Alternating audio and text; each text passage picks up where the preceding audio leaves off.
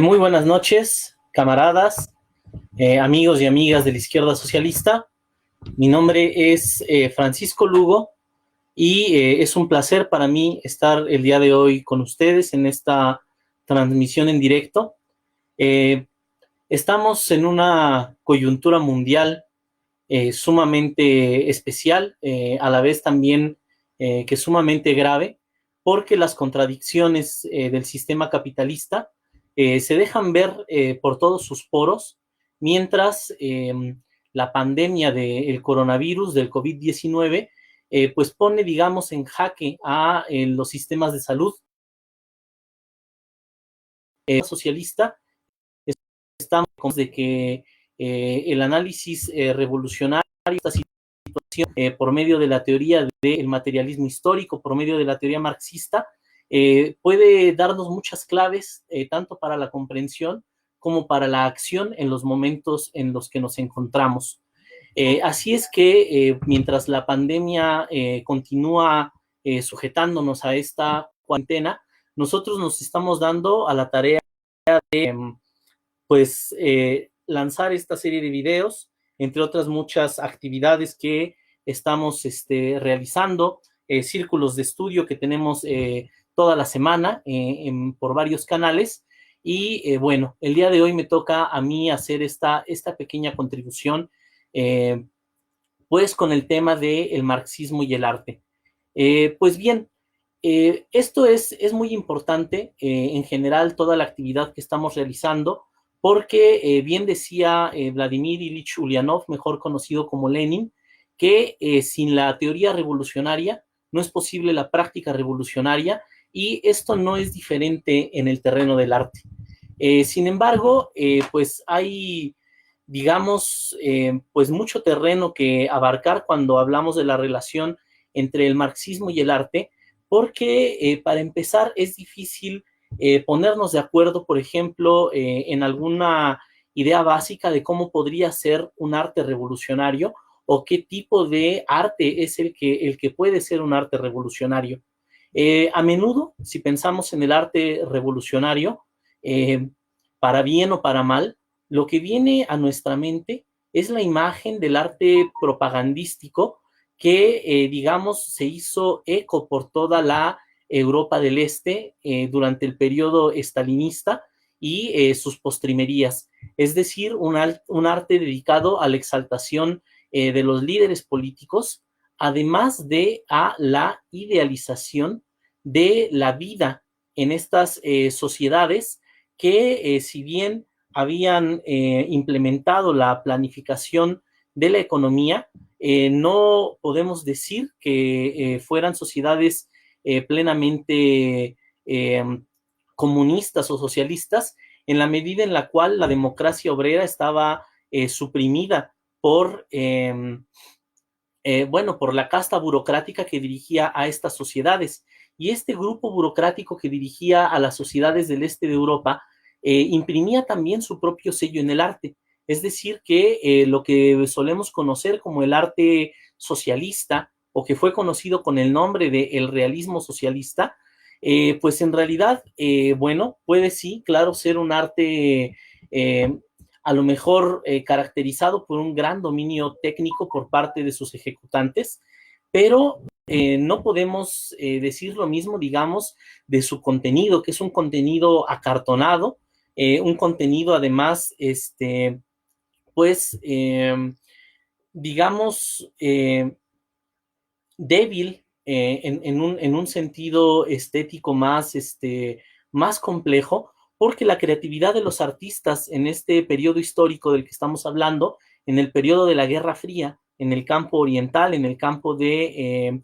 digamos, del llamado socialismo real, era un arte que tenía que seguir rígidas normas, márgenes muy, muy estrechos, pues dictaminados por el interés político. Eh, Además de todo, también hay que decirlo, otro rasgo lamentable de este arte que conocemos como el realismo socialista es que a menudo sirvió también como una herramienta para la falsificación histórica. No es poco común, además de las imágenes idealizadas de Lenin o las imágenes idealizadas de Joseph Drugashvili Stalin. Además de estas, es común ver imágenes donde se les presenta a ellos dos juntos, digamos, en unas escenas bastante romantizadas, donde parece que Lenin y Stalin están planeando juntos la táctica revolucionaria, digamos, en los albores de la Revolución de Octubre. Esta clase de manipulación de la historia fue hecha a la medida de los intereses políticos de la casta burocrática que usurpó las magnas conquistas de la Revolución de Octubre. Eh, Cuando conocemos más de cerca la historia del camino que llevó hacia Octubre, pues sabemos que la figura de Stalin no tuvo el relieve que al reescribir la historia los historiadores stalinistas quisieron darle. Sabemos que tuvo un papel secundario e inclusive que antes del regreso a la Unión Soviética de Lenin, Stalin estaba junto con Kamenev tomando partida por el gobierno provisional de los mencheviques. Esto lo menciono únicamente para dejar, digamos, más en claro cómo es, ¿no?, que este arte del llamado periodo del realismo socialista sirvió como un instrumento para la falsificación histórica, sirvió como un instrumento para la manipulación política, sirvió también como un instrumento para rodear a la burocracia, para parapetarla con un aura de infalibilidad y un aura, digamos, de un aura revolucionaria que no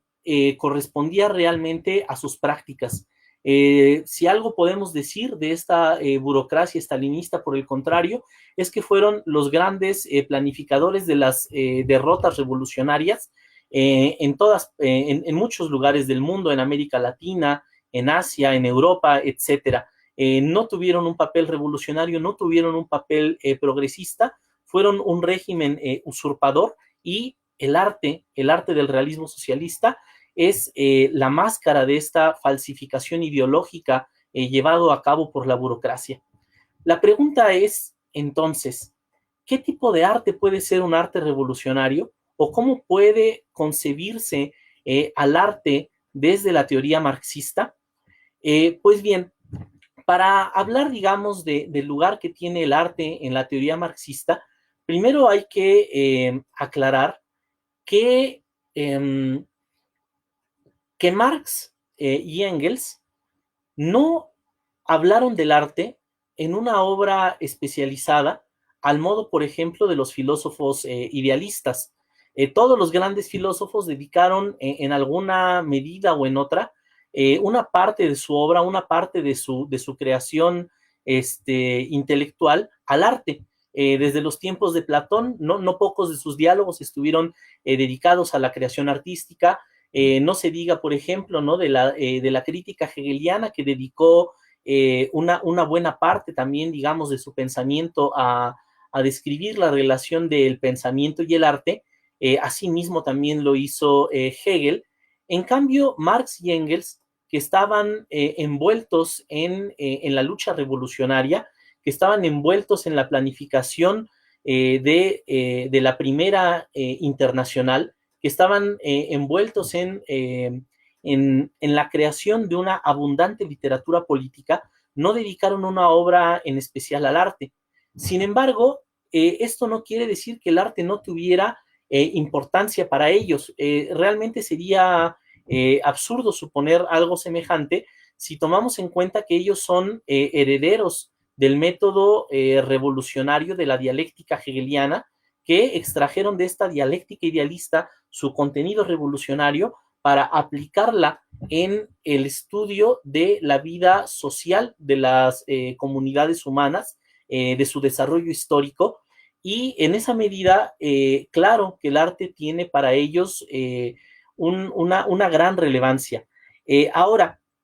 esta relevancia, sin embargo, no tiene nada que ver con la propagandización política, eh, sino que si hablamos, por ejemplo, de las obras de juventud de Karl Marx, podríamos referirnos, por ejemplo, a sus manuscritos económico-filosóficos de 1844 para encontrar, digamos, qué papel es el que, o qué interés, qué relevancia es la que tiene para el pensamiento marxista el arte. En estos manuscritos económico-filosóficos que no fueron publicados en la vida de Marx, sino muy posteriormente, hasta la década de los 30 del siglo XX, fueron, digamos, un documento que cuando fue descubierto fue incómodo para la burocracia estalinista, porque en estos manuscritos económico-filosóficos, entre otras cosas, Marx aborda el tema de la alienación, es decir, aborda lo que sucede con el ser humano cuando sus capacidades creativas son, por así decirlo, deformadas, cuando son pervertidas por un modo de producción social. Particularmente las facultades creativas del ser humano son pervertidas de fondo por la propia división social del trabajo. ¿Por qué estos manuscritos económicos filosóficos eran incómodos para la burocracia estalinista? Porque ellos, esta burocracia basaba sus privilegios, basaba su tutela sobre la sociedad soviética, aún sobre la base de una economía planificada, basaba su dominio la burocracia sobre la división social del trabajo, es decir, sobre todo, frustrando cualquier trabajo político, cualquier trabajo revolucionario que aspirara a acabar con esa división social del trabajo. Es decir, que aspirara, para decirlo de otra manera, al triunfo completo y cabal del socialismo y a alcanzar la vida de la sociedad comunista. Entonces, estos manuscritos fueron pues censurados y fueron vilipendiados en su momento por la burocracia estalinista, pero en ellos fueron vilipendiados como una obra juvenil, como una obra inmadura por parte del propio Marx, pero en ella hay un fuerte y rico trasfondo filosófico donde podríamos decir que se puede extraer cuál es la concepción que tiene el materialismo histórico acerca de la vida humana. En estos manuscritos económico-filosóficos, por ejemplo, Marx señala que la mayor riqueza de la vida humana es la riqueza de necesidades. Es decir, los seres naturales tienen una relación unilateral con el mundo, se relacionan con el mundo a través de la necesidad inmediata, a través de la satisfacción de sus apetitos más instintivos, de sus apetitos más naturales. Sin embargo, lo que distingue al ser humano entre otras criaturas de la naturaleza es que el ser humano es también un productor de sus propias necesidades. El ser humano no se limita a satisfacer sus necesidades elementales, sus necesidades que podríamos calificar como biológicas, sino que los seres humanos, además de todo, descubrimos necesidades que son propias de nuestra humanidad. ¿Cómo es que ocurre esto? Por ejemplo, los seres humanos del periodo prehistórico, de la etapa que Marx y Engels calificaron como el socialismo primitivo, comenzaron a modificar su entorno, por ejemplo, por medio de la fabricación de herramientas. Y estas herramientas, como la que se podía producir con el choque de dos piedras, buscando afilar una de ellas para construir un cuchillo, decía yo, la construcción de estas herramientas no se limitó a su propia acepción utilitaria. Es decir, que estos utensilios humanos no se conformaron únicamente para la función práctica que cumplían, sino que los seres humanos empezaron a introducir en esta época remota temas decorativos dentro de los instrumentos que fabricaban. El ser humano descubrió no solamente que podía fabricar herramientas con las cuales satisfacer sus necesidades prácticas, sino que además podía imprimir su propia personalidad estas creaciones, que podía, por ejemplo, grabar grecas en la empuñadura de un cuchillo, que podía decorar y hacer al cuchillo agradable, no solamente útil, sino que podía convertir a las creaciones hechas con sus dos manos también en creaciones agradables. Hay otras manifestaciones artísticas, digamos, propias de esta vida primigenia de los seres humanos, pero a partir de este punto, el ser humano reconoció que había un nivel de necesidades diferente a sus necesidades naturales, una necesidad que consistía en poder reconocerse a sí mismo en el mundo de objetos creados por el propio ser humano. A lo largo del desarrollo histórico, esta necesidad de reconocerse en los productos de la propia creatividad fue emancipándose progresivamente de las creaciones utilitarias. Es decir, que fue convirtiéndose en una manifestación independiente de la utilidad. Así, cuando surge la división de clases, con el descubrimiento de la agricultura, con el inicio de la propiedad privada y del modo de vida sedentario, una clase social que tiene el dominio de esta nueva sociedad en la cual hay, como sabemos,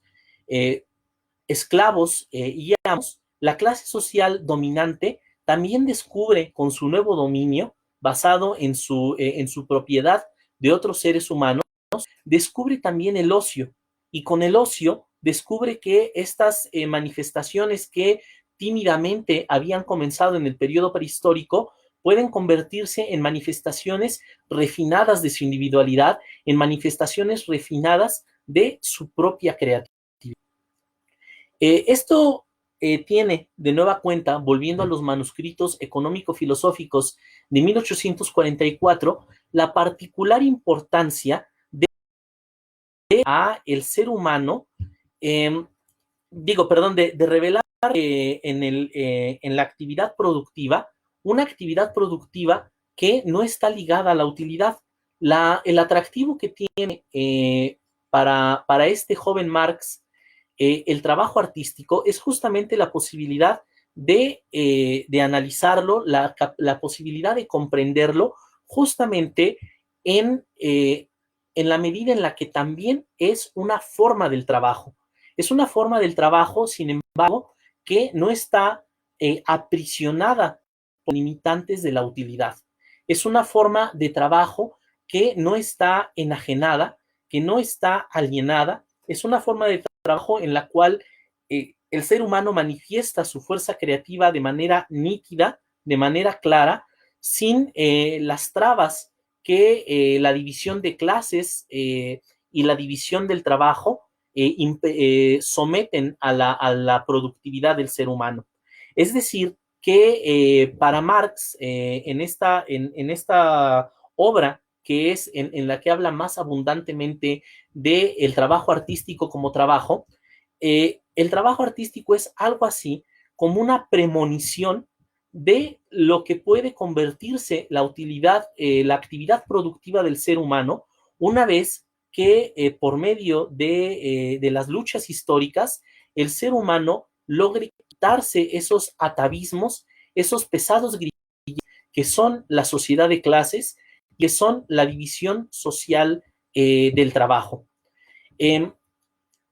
Sin embargo, este carácter, digamos, redentor que tiene el arte para la actividad humana no es ni mucho menos perfecta, porque aún los individuos que se especializan en la creatividad artística también tienen que sobrevivir y luchar por sobrevivir en medio de la sociedad de clases. Particularmente en la sociedad capitalista, se produce un antagonismo entre el arte y el modelo, la actividad, la forma como está organizada la actividad productiva de la sociedad. Es decir, que el modo capitalista consigue para existir, separar dos cualidades de los productos humanos. Consigue separar el valor de uso de los productos humanos de su valor de cambio. Para poder funcionar el sistema capitalista, que es un sistema basado en la explotación de la fuerza de trabajo del obrero, debe convertir a la fuerza de trabajo del obrero en una mercancía más que puede ser intercambiada por otras mercancías. Y para conseguirlo, los productos del trabajo deben de separarse de su valor de uso para tener un valor de cambio que permita fijar una tasa de cambio en el mercado. En el sistema capitalista, el valor de las mercancías, el valor de los productos, se fija justamente por medio de una tasa, de una medida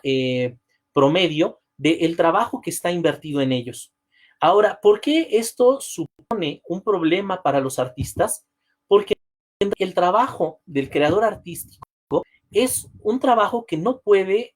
conmensurarse, es un trabajo inconmensurable que no puede medirse, que no puede valorarse de la misma forma que se valoran otras mercancías, por el hecho sencillo de que toda obra artística es insustituible, no puede sustituirse por ninguna otra, no puede sustituirse por un producto equivalente, como si pueden sustituirse las mercancías entre sí para determinar el valor de cambio que existe entre ellas. Quiere decir esto que la creación artística es ante todo valor de uso. El arte, si bien es tratado como una mercancía por el sistema capitalista, no es por sí mismo igual a otras mercancías, porque el arte tiene su valor intrínseco, tiene su valor esencial en su uso. El mayor valor de una obra artística no es el estar guardada en la bóveda de un banco, no es el de pertenecer a la colección privada de un burgués, de un coleccionista privado, sino que el valor del arte radica en poder ser apreciado, en poder ser consumido por otros seres humanos, y entre más seres humanos, mayor es la realización que alcanza el valor de la obra artística. En la sociedad capitalista, el artista, para poder subsistir, se ve obligado a tratar a su trabajo como una mercancía más. Y por primera vez en la historia, el artista se convierte en algo así como una agente libre que debe buscar el patronazgo privado. En las sociedades anteriores, cuando hablábamos, por ejemplo, de la sociedad esclavista, o si habláramos de la relación del artista con la sociedad feudal, podríamos descubrir cómo la subsistencia de los artistas era gestionada por instituciones de carácter social, pero en el capitalismo esto no ocurre más, sino que el artista en la sociedad capitalista debe también someter su creatividad, su creación a un mercado del arte que en alguna medida, en una medida no absoluta, sino en una medida relativa, coarta la libertad del artista. El artista debe subsistir, y para subsistir en gran medida debe también complacer al mercado del arte y no únicamente complacer sus propias necesidades creativas. Es decir, que el artista debe luchar también para sobrevivir en la sociedad capitalista, y entonces su creatividad se ve en juego, se ve puesta en jaque y se ve limitada por esta necesidad de sobrevivir en medio de las reglas del mercado, en medio de las reglas que la sociedad capitalista le ha envuelto. Finalmente, digamos que la manifestación más radical de esta contradicción entre el capitalismo y el arte es el surgimiento de una nueva forma de creatividad artística deformada que nace con la sociedad capitalista. Es decir, dentro de esta sociedad que vale por sobre todas las cosas el valor de cambio de las mercancías, para poder prosperar, para poder dar a conocer sus productos, el artista tiene, por así decirlo, una tentación diabólica, que es la tentación de someterse al mercado, de someterse al patrocinio de la clase dominante. Pero la clase dominante no puede patrocinar ninguna forma de creatividad artística que no se sujete a la ley de la ganancia. Así es que para sujetar al arte a la ley de la ganancia, mina la creación artística. convierte al arte en lugar de una manifestación del poder creativo del hombre, convierte al arte en un medio de enajenación, en un medio de sometimiento ideológico, sobre todo en un medio de empobrecimiento intelectual. Esta clase de creación artística propia de la sociedad capitalista a la que me estoy refiriendo es la que podríamos calificar como un arte de masas, un arte empobrecido, un arte vulgar, un arte que no tiene ya, digamos, las altas metas que la creación histórica tenía a lo largo del desarrollo histórico previo, que eran las de exaltar la capacidad creativa del hombre, sino que es un arte que, por el contrario, empobrece, deforma y reafirma la condición de objeto de aquel que la consume, es decir, el obrero convertido en un engranaje más de la producción capitalista, reafirma su condición de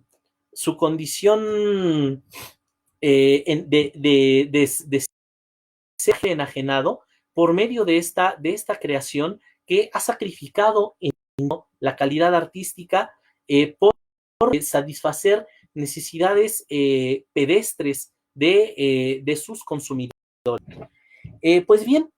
sin embargo, el arte, aún envuelto en esta contradicción,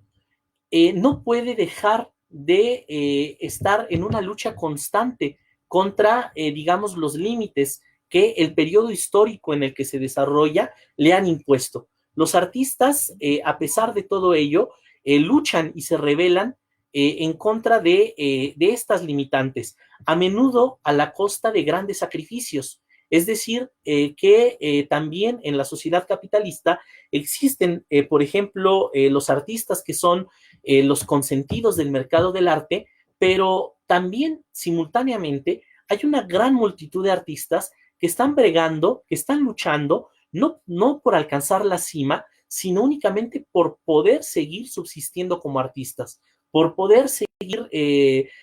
sus empeños creativos sin verse obligados, por así decirlo, a colgar, a tirar los pinceles, a dejar de lado su actividad como artistas. Estos artistas, eventualmente, una capa de ellos puede adquirir conciencia de la condición que tiene su actividad en la sociedad capitalista y buscará crear a contracorriente de ella. A menudo los sacrificios se para estos artistas en sacrificios personales, en sacrificios trágicos que los orillan a la muerte y la locura, y también en otros tantos casos estos artistas pues estarán, digamos, al borde de convertir su actividad también en una actividad revolucionaria. Volviendo a la cuestión del arte revolucionario, a comienzos del siglo XX no son manifestaciones artísticas que están digamos, protestando de una forma a veces sutil, en otros casos en una forma manifiesta, en contra de las contradicciones de la sociedad capitalista. Ya desde el siglo XIX, el arte romántico, el arte que idealiza el pasado y los lugares exóticos, es una reacción y una protesta en contra de los horrores del capitalismo. El realismo social de finales del siglo XIX, al que me referiré como realismo crítico, para no confundirlo con el realismo socialista, el stalinismo, también denuncia en sus pinturas de manera clara y explícita la condición de vida de las masas explotadas, la condición de los campesinos, la condición de vida de los obreros,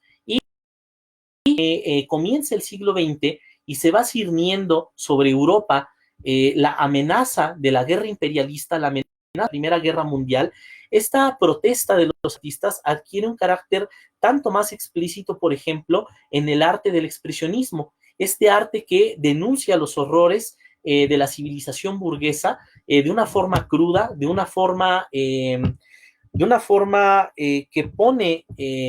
un desafío a la sensibilidad de su espectador, que es un arte que por primera vez no busca ser bello, sino que busca ser un arte horroroso, que refleje la condición histórica de sus creadores, se vuelve una manifestación explícita, decía, esta inconformidad. Sin embargo, las distintas manifestaciones artísticas conocidas como las bandas modernas tienen, digamos, una tara que consiste en la creencia en su propia independencia como actividades revolucionarias. Los artistas de este periodo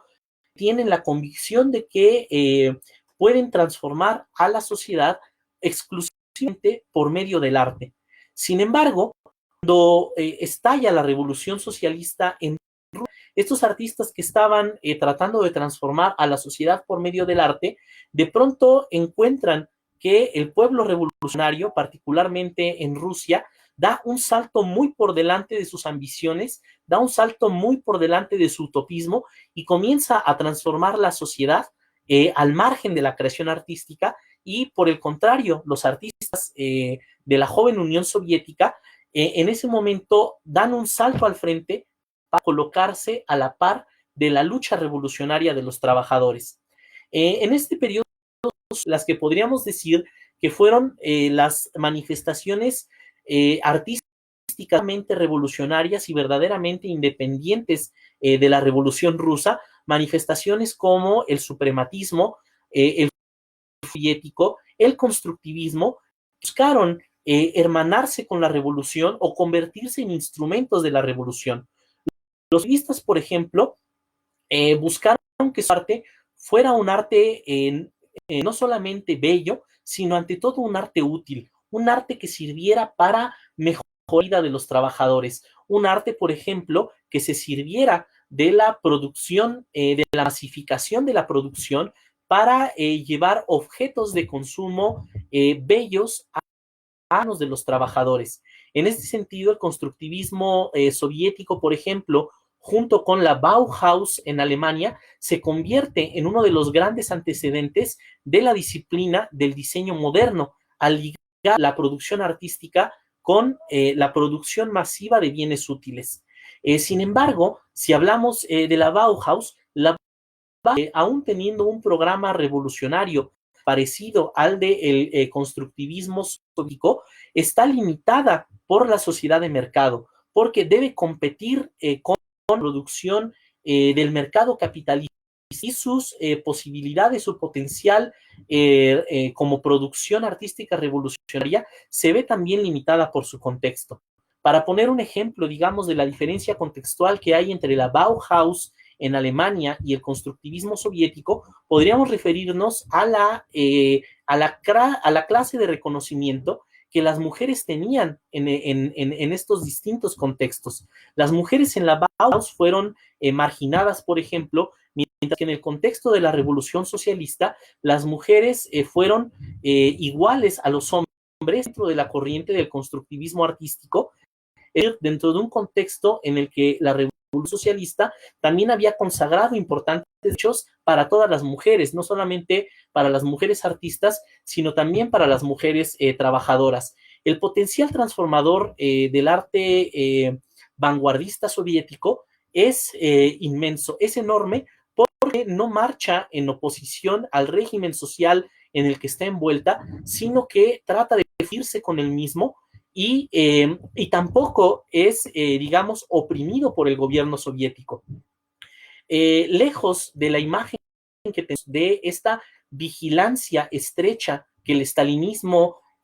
lanzó sobre los artistas, en la época en la que todavía estaba vivo Lenin, por ejemplo, los líderes soviéticos no hicieron ninguna directriz política característica para suprimir la actividad de los artistas. Por el contrario, cultivaron la libertad de los artistas, quisieron persuadirlos de que sus organizaciones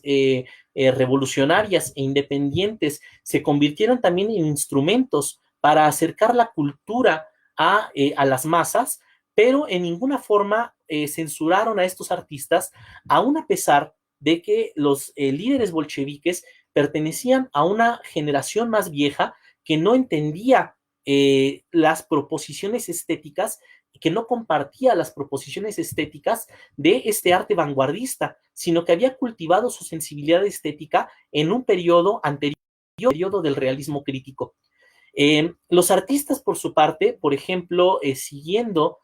al filósofo bielorruso, también bolchevique, Alexander Bogdanov, pretendieron crear un nuevo arte, un arte proletario, un arte que por completo a la artística de la sociedad burguesa y que se convirtiera en una manifestación de la nueva clase de la nueva clase que transformaba la realidad día a día, que era la clase trabajadora. Pero la gran ironía que enfrentó, la gran paradoja que enfrentó este llamado arte proletario, es que era un arte creado por los artistas al margen de los trabajadores. Los trabajadores debían ser únicamente los receptores pasivos de este supuesto arte proletario y en última instancia carecían de una sólida base dialéctica, de una base, digamos, en el pensamiento marxista, en la medida en la cual no lograban, digamos, comprender o avisorar que el objetivo de la revolución socialista no es la imposición de una nueva clase dominante, sino por el contrario, la disolución, la abolición de todas las diferencias de clase. Es decir, que el arte de la revolución socialista no podía aspirar a ser un arte proletario, sino que tenía que ser el arte libre de la división de clases, no el arte de una nueva clase dominante, sino el arte de una sociedad de clases. Así fue, digamos que los artistas de este periodo aún arrastraban, por así decirlo, algunos prejuicios idealistas propios, digamos, de los patrones estéticos, de las normas creativas que les habían precedido. Sin embargo,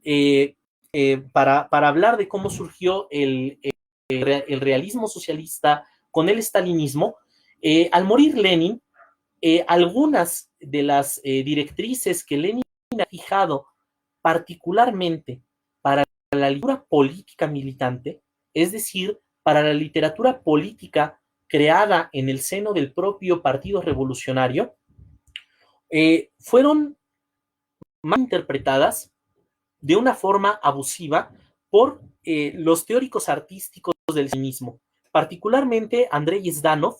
en la primera conferencia de escritores soviéticos, toma estas directrices que se habían fijado, insisto, particularmente para la literatura militante, las presenta en esta conferencia como directrices para toda la creación artística. Y entonces es, digamos que crea prejuicio de que el arte debía someterse por completo, de una manera disciplinada, de una manera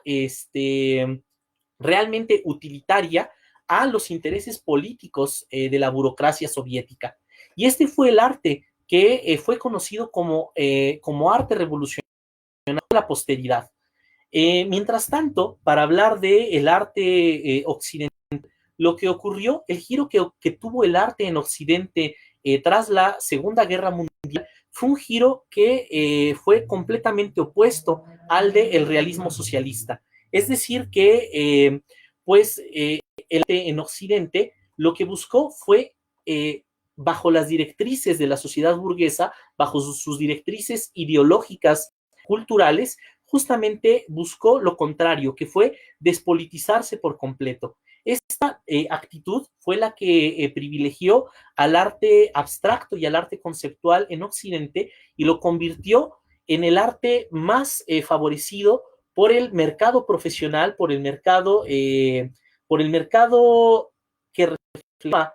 por así decirlo, el gusto estético y los intereses ideológicos de la burguesía. Sin embargo,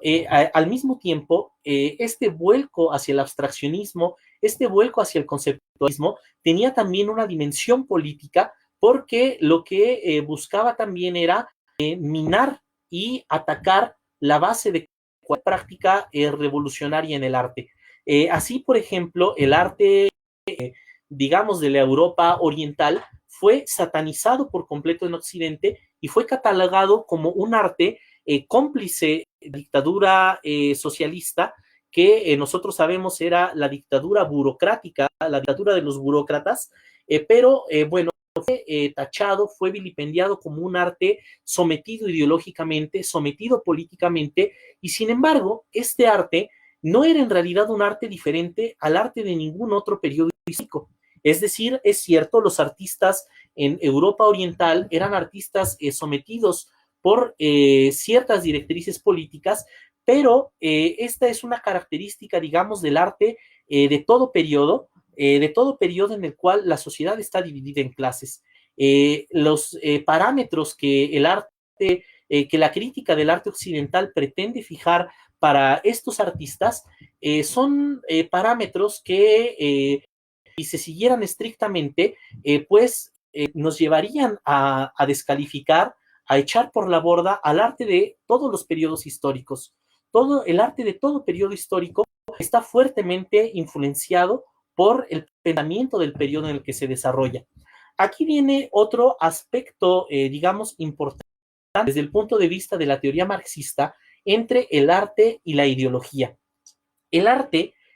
al ser una manifestación individual y a la vez, digamos, también un producto social,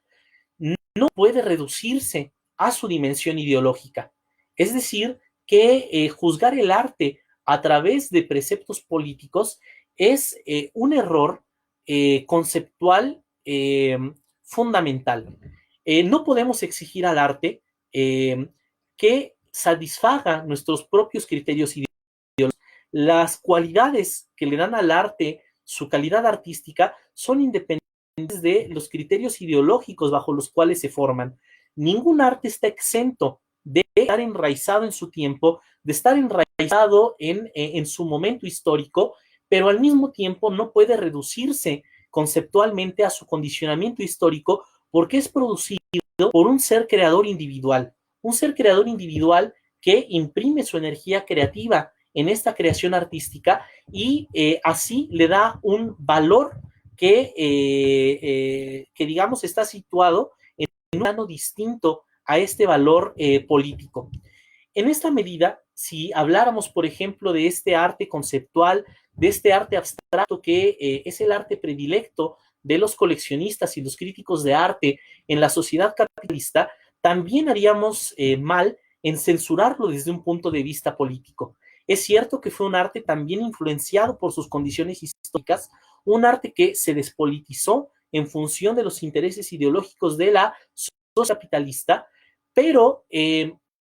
no es, digamos, por las tendencias políticas que influyen, que nosotros debamos descalificarlo también como creación artística. Lo que sí podemos, en cambio, diferenciar en este caso, en el caso del arte conceptual, el arte abstracto, que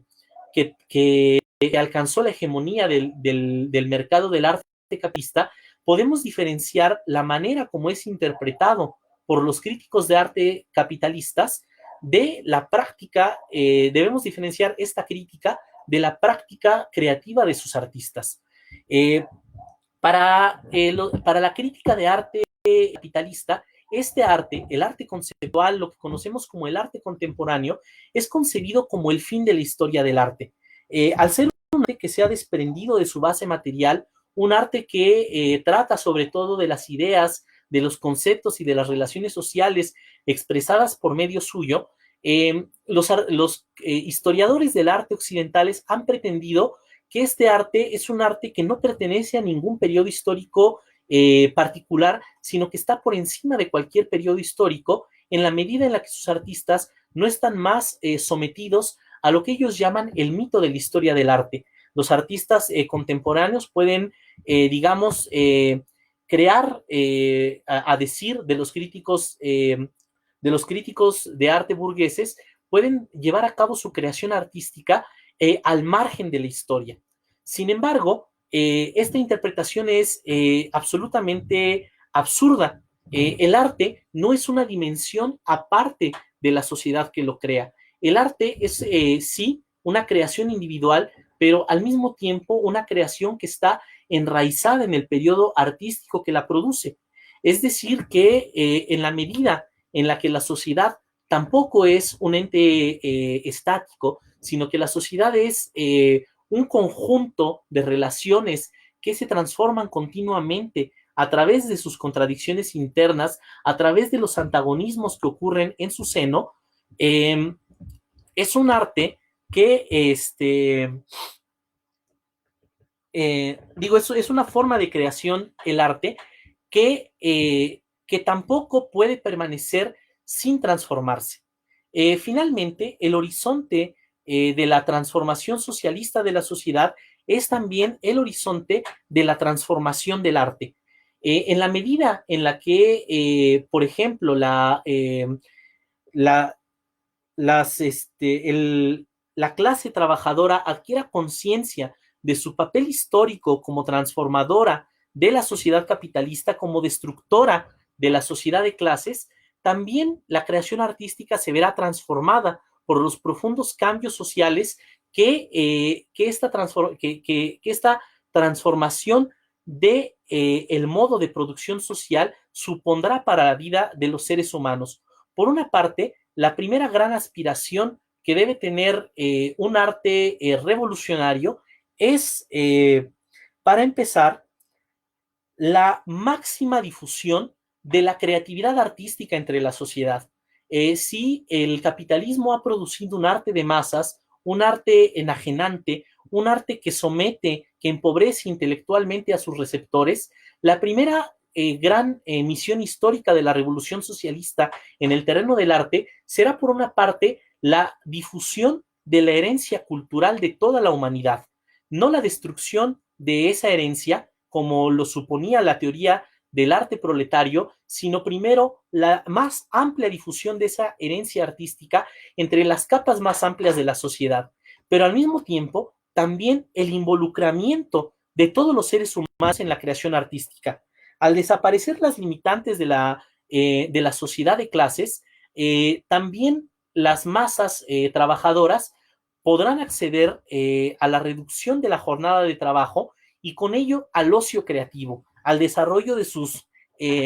cualidades artísticas, de su potencial también para conocer la ciencia, para dedicarse también al ejercicio político, y entre estas profundas transformaciones que la vida socialista supone para el ser humano, también el acceso a la creación artística es una de estas grandes transformaciones. Pero incluso más allá de ello, también eh, la sociedad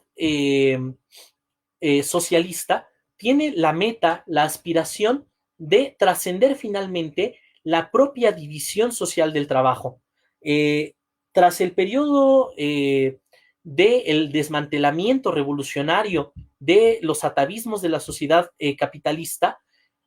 la, eh, la sociedad eh, revolucionaria también tendrá como objetivo la creación de mejor dicho, tendrá como objetivo el trascender las limitantes productivas de este periodo histórico y llevar la producción humana a un nivel científico, a un nivel técnico y también a un nivel artístico sin precedentes. Sobre la base de esta masiva producción social, sobre la base de esta superabundancia, fruto de la planificación racional de la economía, de la planificación de una economía que no esté más sometida a las leyes del mercado. También la división social del trabajo será un atavismo que la siguiente etapa, la etapa de la sociedad comunista, habrá dejado atrás por completo. Los hombres y mujeres del comunismo podrán dedicar su ocio creativo, podrán dedicar sus energías creativas a todo lo que les plazca. No tendrán la necesidad de especializarse en nada, sino que podrán dirigir su atención hacia toda la vasta diversidad de manifestaciones culturales, espirituales y científicas del ser humano. El ser humano de la sociedad comunista será justamente, digamos, el fruto de eso que el arte ya tiene el germen en sí mismo. El ser humano de esta sociedad será un ser libre, sin constricciones, sin las constricciones que la escasez material de la sociedad capitalista, libre de ella, el ser humano del comunismo podrá explotar al máximo toda su capacidad creativa. Bueno, para terminar o para tratar, digamos, de resumir todas estas ideas, El arte no es un instrumento político que pueda ni deba ser manipulado para el pensamiento marxista. El arte es una alta meta del desarrollo histórico de la humanidad. El arte es la aspiración de una vida libre, de una vida libre de ataduras, de una vida libre de limitaciones intelectuales y materiales para los seres humanos. El arte es nuestra esperanza de poder vivir en un modo de vida que sea propiamente humano, que esté a la altura de nuestra dignidad como los seres creadores que somos los seres humanos. En esta medida, los artistas revolucionarios, los que aspiren a hacer comulgar a su actividad artística con esta alta aspiración histórica, habrán de hacerlo no bajo los límites restrictivos de la vigilancia artística de un partido, por ejemplo, sobre los artistas, sino que deberán basar su compromiso revolucionario en la convicción de que el propio interés de la creación artística está lejos de ser realizado por la sociedad capitalista y que el máximo desarrollo del arte es algo que solamente es posible rompiendo los límites de esta misma sociedad. El pleno desarrollo del arte, el pleno desarrollo de la creatividad artística no es posible bajo la sociedad de clases, no es posible bajo el régimen de la división social del trabajo, sino que la posibilidad de que el arte alcance también su pleno desarrollo histórico, que alcance también su pleno potencial o sencillamente que trascienda el estadio histórico en el que se encuentra en el presente, es una posibilidad que depende de la transformación revolucionaria del conjunto de toda la sociedad y de toda la actividad humana. Digamos, sobre de esta convicción de la comunión de intereses entre la creación artística y la revolución socialista que puede aspirarse a la práctica de un arte revolucionario, un arte que, eh, que tendrá que gozar de la plena libertad política y creativa y bueno, es en esa medida que los artistas pueden también abrigar aspiraciones revolucionarias sin vernos obligados a renunciar también a nuestras aspiraciones creativas como falsamente la sociedad, la ideología capitalista ha pretendido hacer creer a los artistas. La sociedad capitalista ha presentado un falso dilema a los artistas, haciéndoles creer que deben escoger entre su compromiso artístico y su compromiso revolucionario. La concepción materialista de la historia, por el contrario, es susceptible de revelarnos esa comunión de intereses entre el arte y la revolución, entre el arte y el socialismo. Es una comunión plena de intereses bueno, con esta idea es que cerramos esta transmisión. Por favor, no dejen de seguir las transmisiones que seguirá realizando la izquierda socialista por este y otros canales. En este periodo de pandemia es, digamos, menester, pues, aprovechar las limitantes en las que nos encontramos ahorita para formarnos políticamente en el pensamiento político, para formarnos en la crítica histórica y bueno, desde la izquierda socialista estamos llevando a cabo un gran esfuerzo para poder compartir esta tarea con todos ustedes y también cuando cesen las restricciones de esta cuarentena, poder los frutos de este trabajo teórico también hacia la práctica revolucionaria, hacia la práctica transformadora de la sociedad. Y bueno, estoy muy agradecido con ustedes por su amable atención y pues será hasta la próxima.